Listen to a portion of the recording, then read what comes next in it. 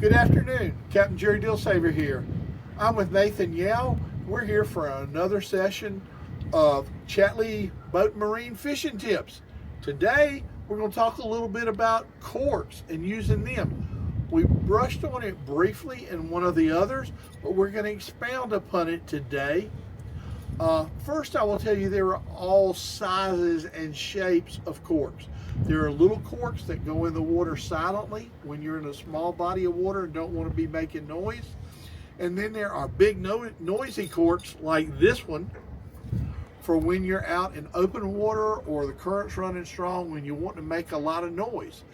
This is a popping cork design. Some are eggs, some are cigars. There are all sorts of shapes. This one is made by Red Line Rigs. It has a couple of brass beads on the bottom and a ceramic insert, and then a glow bead on top so you can see it real early morning and late in the evening when those fish are trying to either get an early snack or a late bite. But it will make a rattle noise if you hold the rod tip up and just tick it, or it's scooped. And if you want to make a big splash in a big body of water or where the current's running, lay the rod tip over by the water and give it, don't put your arm into it, just a sharp wrist snap, and it'll scoop a little water and make a splash and rattle too. So it can be heard above what's happening in that water. These come pre-made, ready to tie on.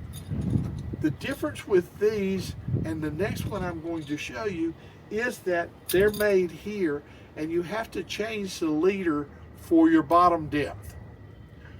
I want to fish a float bait about a foot off the bottom. So in 2 feet of water, this leader is going to be a foot long. In 3 feet of water, it's going to be 2 feet long. In 4 feet of water, it's going to be 3 feet long. So you do have to retie it occasionally. That is the only drawback. But this is a great cork for the average person to use, because you can make it subtle by just rattling it, or you can make it loud by laying it down and giving it a whack. Now, hey, if you're advanced, if you've done this and you know that you like fishing with a cork, here's another idea for you. This is what I call the bobber stopper cork.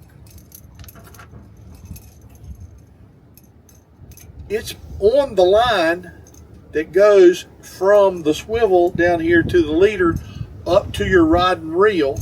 It has, I think you can see this little yellow football looking thing here.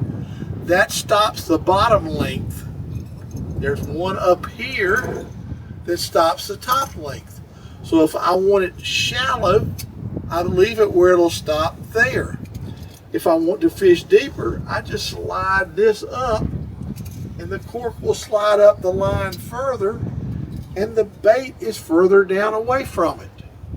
This also makes it easier to cast because the cork will slide down to here for when you're casting. Then when it lands in the water, it slides up and sets your depth.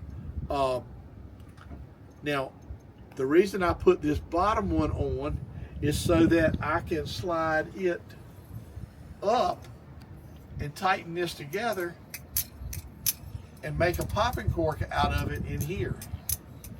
So I can still do that with this.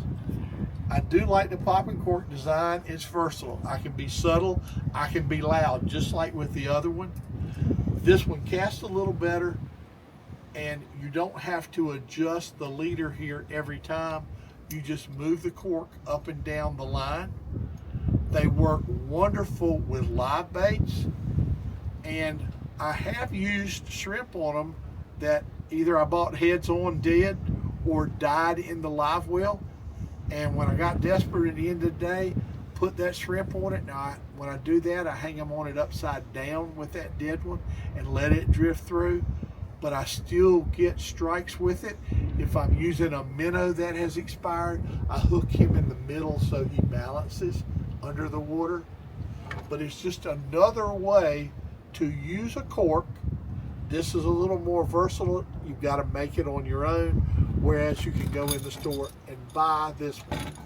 But cork fishing, drift that bait through where you think the fish are. I don't need to tell you what to do when the cork goes under, do I?